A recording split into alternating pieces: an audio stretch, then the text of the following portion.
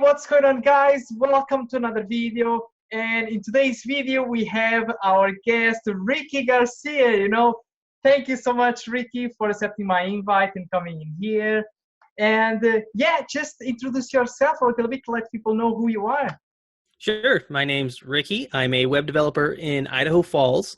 I've been in this position. It's my first year. I'll come up on my first year the 15th of February. Started a channel a couple years back and took the Udacity Nano Degree and, been learning, studying, doing web development ever since. Love it.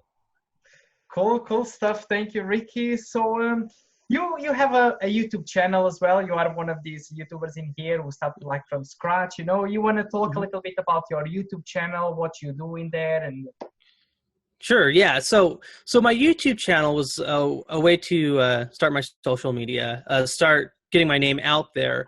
And I chose YouTube because it's a higher barrier to entry, right? There's a lot of blogs, but videos, there's considerably less because you have to have this other skill. You have to have video production, presence and stuff. So I found I can have less technical knowledge and still be well known just by talking about my experience. And I learned that from some Gary Vaynerchuk stuff. Stuff like that guy's awesome. Yeah, so I just thought, well, I'll just talk about what I know and get my stuff out there. So I started doing reviews on these online platforms because I couldn't find any really good ones. Not to say that mine's really good, but I provided something else. And like the audio was all messed up. Sometimes the color correction wasn't right and stuff. So it kind of sucked, but they're still getting a lot of views. They're my most viewed videos. And it helped get my foot in the door. And from there, I just started blogging about my web development job. And that's after I got my job, I decided, okay, I'll do this like a weekly thing. And I try to keep it up weekly, but it's a grind. YouTube itself is a grind. So, live streams or talking about what I wanted. I did a Udacity vlog, which unfortunately I failed, but that's part of, the experience. It's sharing these things, letting other people know that happens, but you're still learning, you're still moving forward. So. Great. Exactly. It's like you said, we need to start like from scratch. And even though we don't have like the best lighting or the best camera or anything, we just have to start. And that's it, So how did it all start? How did you become like a web developer? What you were doing before? What motivated you to get started in this? And Sure. Yeah. So I graduated in college in 2014 with a bachelor's degree in economics. Went to a bank, hey, that's the right way to go. And I didn't move up. So I had like a job making like $12.48, $12.48 US. And I was like, I'm getting older. Like I have all this stuff. I applied for every job I could there.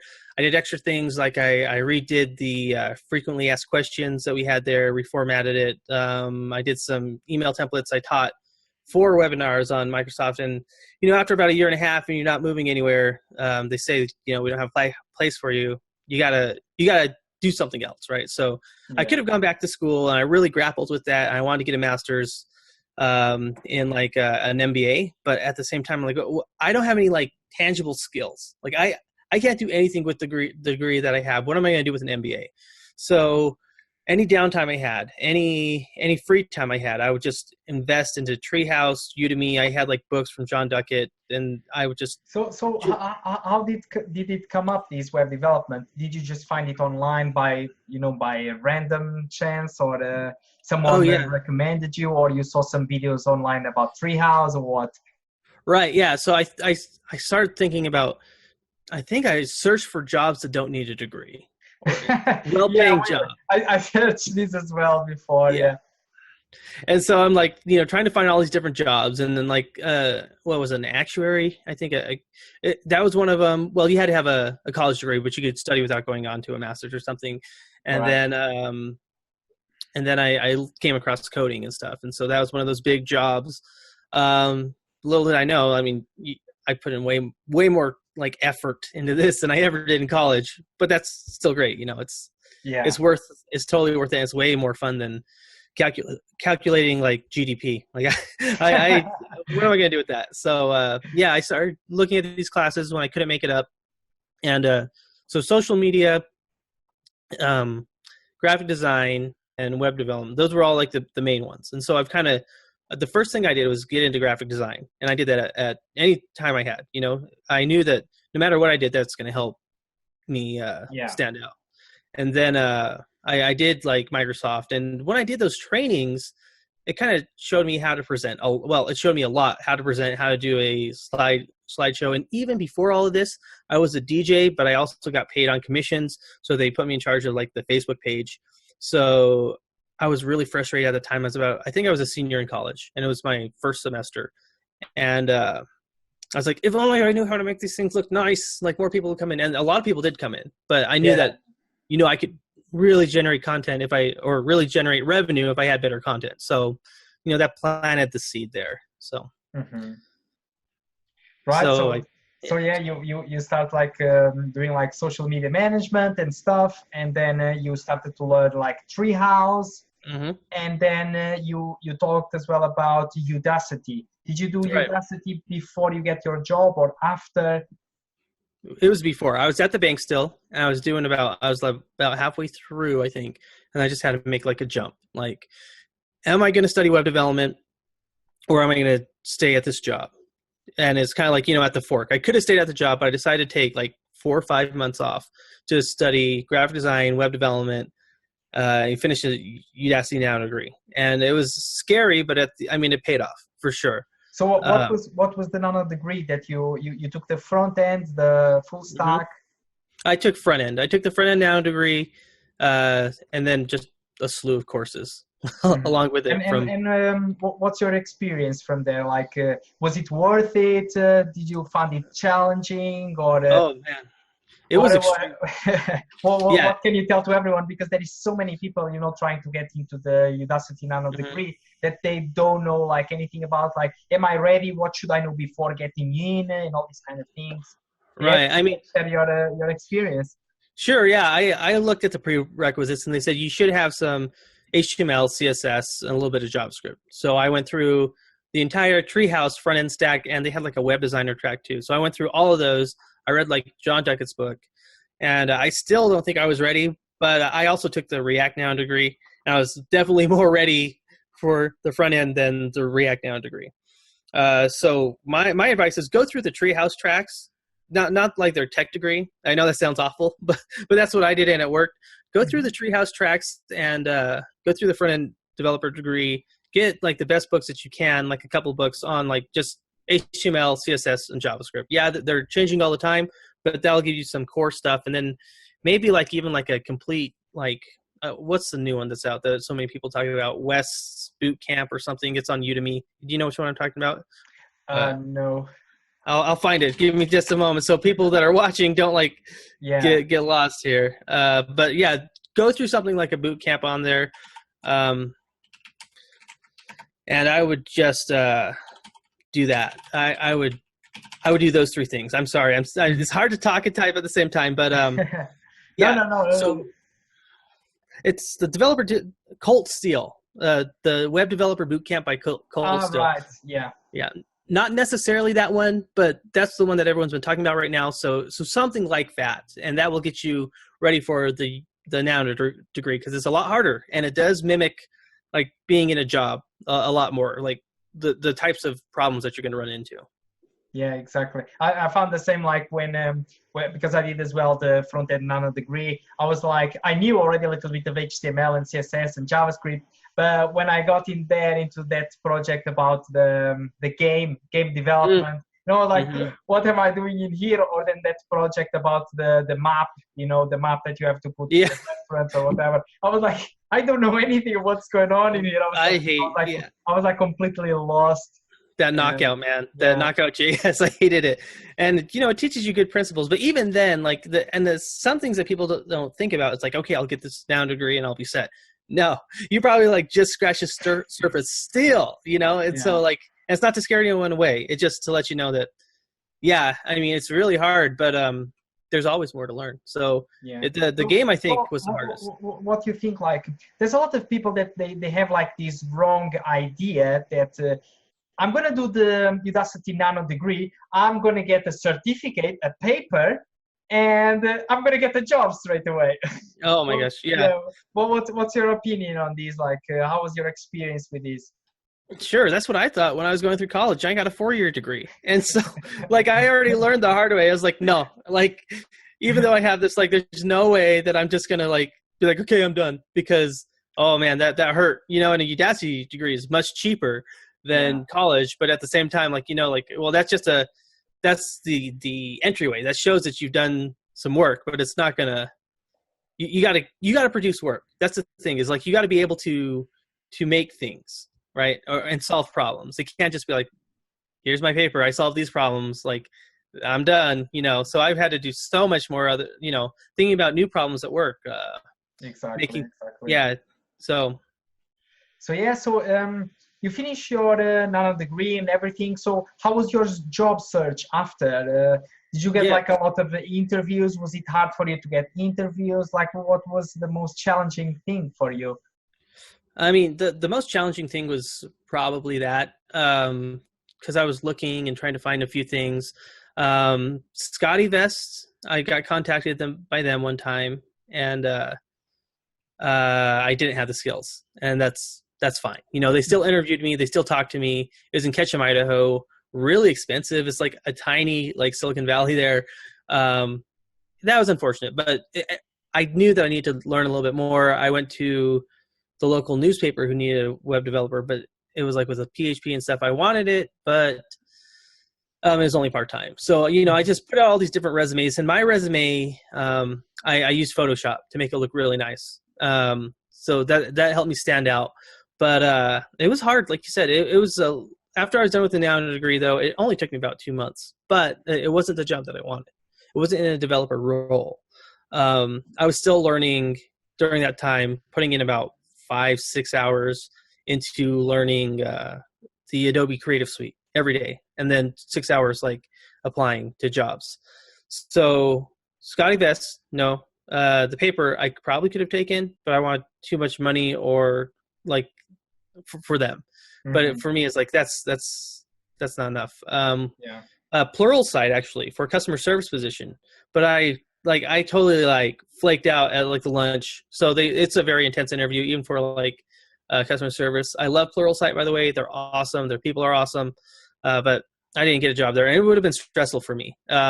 But they do pay very well, even for customer service reps. What was the next one? Oh man, I think those were the main ones. Those 4. I think there might have been some in between, but I didn't get into there. But there was one in town, like literally like 2 miles down the road, that was a social media manager that can also make WordPress sites with custom HTML and CSS. That was my door into both worlds. I already had a blog up, so they knew I could do social media. I had a degree, and so I made a custom video just for them, and it kind of sucked, but it was like a cover letter video. So that got me the job. That's a great idea. That's a really great idea, no? Yeah, I mean, and it's still hard. I mean, even to get a job like that, right? But I got it, learned all I could about everything, not just about the web development. In fact, I probably took off 6 months, I think.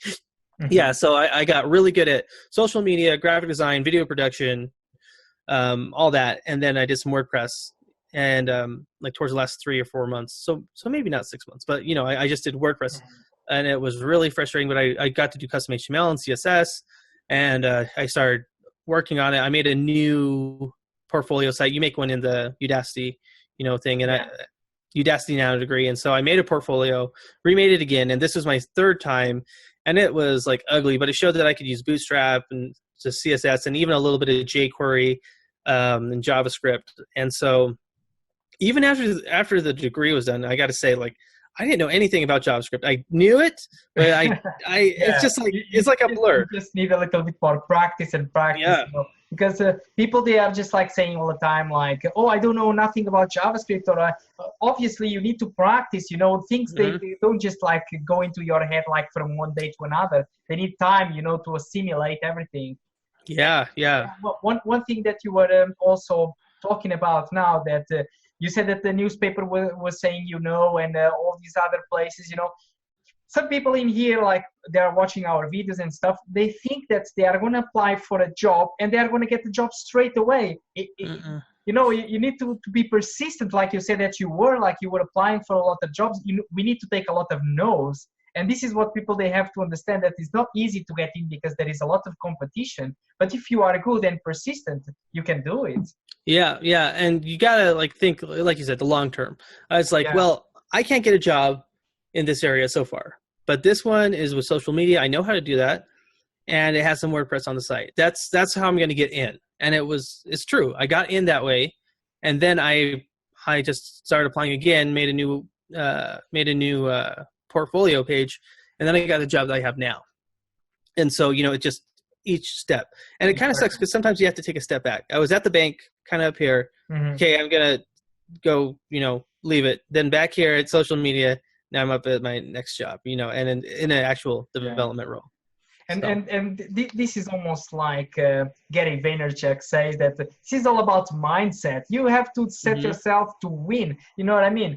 Because I have like some questions from people saying that, oh, Telmo, in New York it's not that easy to get a job. Okay, yeah. So if in New York it's not going to be easy, where is going to be easy? In a small town or whatever, you have to just like get away of all these excuses and just start applying and try to get the job, and that's it. This is what everybody does. So yeah. I'm glad that you mentioned Gary Vaynerchuk, because if you guys don't know him, you should check him out, because this guy is just amazing. Yeah. I did a lot of Gary Vaynerchuk, did some of his courses on Skillshare. They're a little bit dated. I have a review on one of his books. So, I mean, he's a great guy to get started. Right Hook, I know. Yeah. You did a review on that one. Yeah, that's a good book. Yeah, so, I liked it. Yeah, so have you done like any kind of like freelancing or anything, or? Yeah, in fact, I totally didn't even think about that. So before I got the social media gig, I had some free time, and so I went to someone and said, "Hey, can I work for you?" It's Brew House, which was a coffee shop. She was new, and I just said, I've done this. Oh, these are one of my videos. I could do that for you for Facebook. So I did that, but then I did more freelance clients that paid too, with social media and a couple of websites. But for the most part, I mean, I don't really pick a project unless it's local and it's something I really want. And sometimes it's not even for like the money. Like I won't charge a ton. I did one website, which was a Squarespace website, but it was a lot of HTML and CSS. But it still like was great. It's had over like a 300% increase in sales. Wow. Like, yeah, I mean, and it's not small sales either, so it's what your skills, when you have access to like the data, like the Facebook analytics and the web analytics and stuff. And I get these at work too. You can really see how valuable this skill is, how much of a difference it is. Like at work, redesign the contact form, and thinking about it critically, these skills outside of web development, and boost the leads up by 3 times the amount of leads. So you are doing something like conversion rate optimization or something? Mm-hmm. Yeah, I mean, it's basically, it's still web development, but you're not just like, let me just move this form around. You're solving problems, real problems.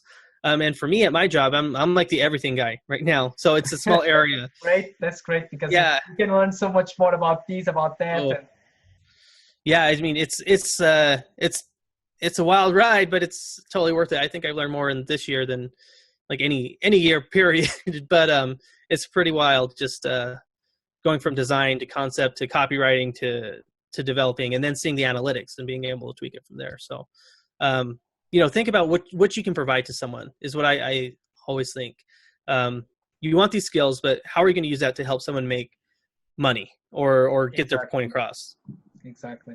So this experience with freelancing, you just thought that this is not for me, or you just like rather have like a full-time job? So what was your opinion on this? Yeah, freelancing is great. I still do it from time to time whenever I need to push myself like to a next level, and but like professionally, right? So I do a ton of learning, like with React and stuff, but I not quite there where I do it for someone else. But for me, my next project is to get my own website out. To me, that's technically a freelance gig, because it's like it will be production ready. That's the thing. Like it's a work for yourself, like you are working for yourself as a client, right? And it's great, but you got to be really careful with this. And I would always think like, make sure that you can work somewhere, especially when you're trying to get that experience, where you can be very passionate about it. It shouldn't be about the money. If you're trying to get into web development, that first one, you can still do that freelance stuff. But if you don't have any experience, like try to find somewhere that you can be super passionate, even if it was for free. And that's what I told this, I told the brew house owner, like, I'll do it for free. I need the experience.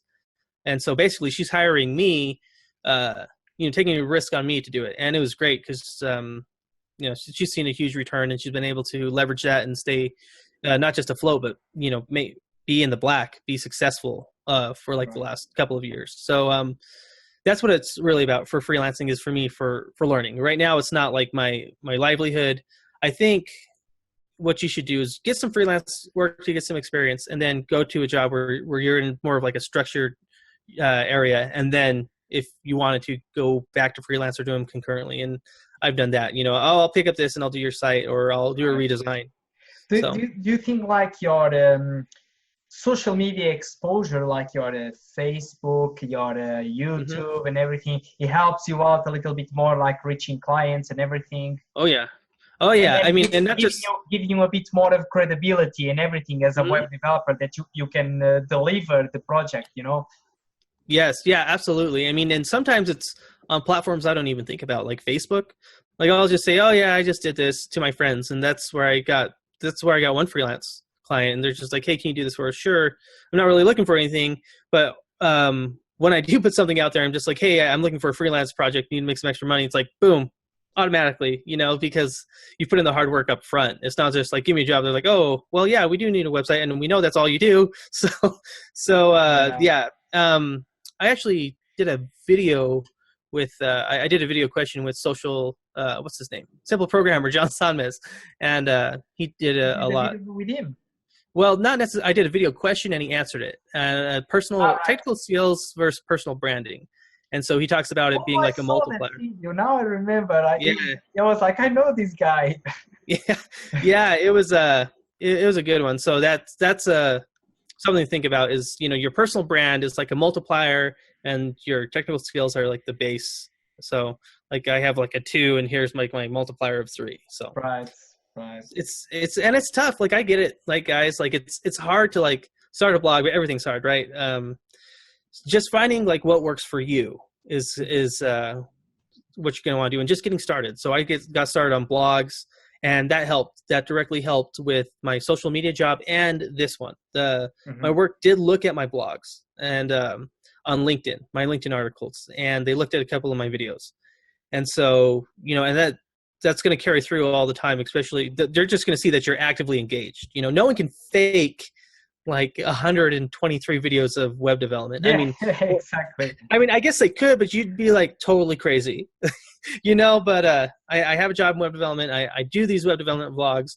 I might not be like doing, all these tutorials, but the fact that I'm talking about them, showing you resources, it lets them know that, yeah, okay, he's into this.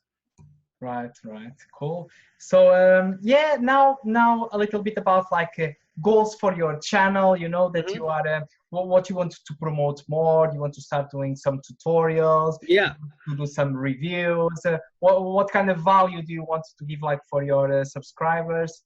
Right. So I've done a ton of learning this year, and I'm still going to learn, but I need to get into production mode, right? So of course, some reviews here. The next video that I'm going to have out, hopefully by tomorrow, is resources to learn React.js.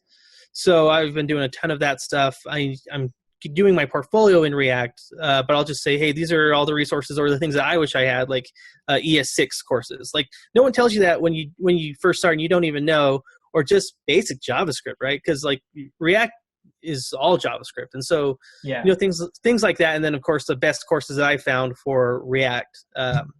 Sorry about that. For React, getting started and stuff, and then maybe a little bit more vlogging. But vlogging is, I can just say, hey, this is what I learned, and I've done a lot of that. But I want to provide more value, like you said.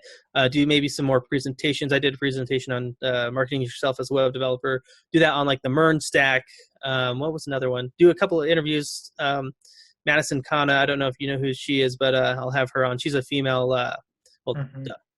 She's a female software engineer. So I'll be doing some interviews, but mostly just providing value, doing something maybe like FizzBuzz, but do it really in depth, line by line, because I've done a ton of videos on it, and it's like, okay, here it is. This is how you do it. There we go. Now you know FizzBuzz, and it's that's not how it goes. You know, that's not the thinking. And of course, people want you to do the hard thinking, like read it line by line, and you should. But I think there's a better way to present that information, and I think I can do it too. Cool. So that's some good points in there, and yeah. So we are basically like getting to an end now, and some last thing that I would like to ask is like some advice that you want to leave for people who are starting out. You know, they feel a little bit lost. They want to get into web development. They don't know where to go, what to do. You know, what based on your experience, you know, what can you advise to everyone? Yeah, the first thing is steep yourself in the environment. And I hear you saying like, well, I'm not in a place where I can go to meetups or see people, or it's not Tech Hub. Well, neither am I, right? So either write blogs, write about what you're learning. Even if you're not good, you can still talk about the experience. Someone's going to gain some insight from that, whether it be a potential employer, someone who's farther down the track from you. If you can, like, you know, go to meetups, meet people that are like-minded, that are in the same area. And even if you can't, you can do things like this, joining live streams, talking with YouTube web developers or developers, starting a YouTube channel. That's very, ambitious, but just watching everyone that you can, just reading about it, doing the work, really steeping yourself in this environment, and you're gonna start to think like a developer, become a developer, just because you're around it all the time. And it does take work, but realize that it's a long-term goal. You know, get a job in 3 months, sure, like if you're a genius, but at the same time, don't beat yourself up if it takes you like 18 months. Exactly, because we are all different, you know. Yeah. Some people, they think that we all have to become web developers in 3 months. It's like you say, everybody's different. Right. I mean, it took me, I got the Nano degree done in 7 months. I did like probably like a month and a half of coding before that. Then it took me like another 2 or 3 months, I think, before I got a job doing WordPress sites, and then getting that job for 8 months, and then going to a developer job. I mean, but at the same time, I did it, and I stuck with it, and I'm a lot better. You know, it's not like, oh, well, I kind of suck. So I'm not saying it's going to take you that long, or it's going to take you that amount of time, or that's a long amount of time either. Just, you know, it's just what I had at the time. But if you're persistent about it, you're steeped in it, you're going to get there, as long as you're studying and stuff. So yeah, cool stuff. So I guess we come to an end now, Ricky. You know, I have to thank you so much for taking your time, you know, to share all your knowledge in here with us today. And yeah, guys, I'm gonna put the link down for Ricky's channel. He has an amazing content there. You know, you have to go and check it out. And yeah, Ricky, thank you so much again. And yeah, I'll catch you up next time. all right, see you, man. See ya.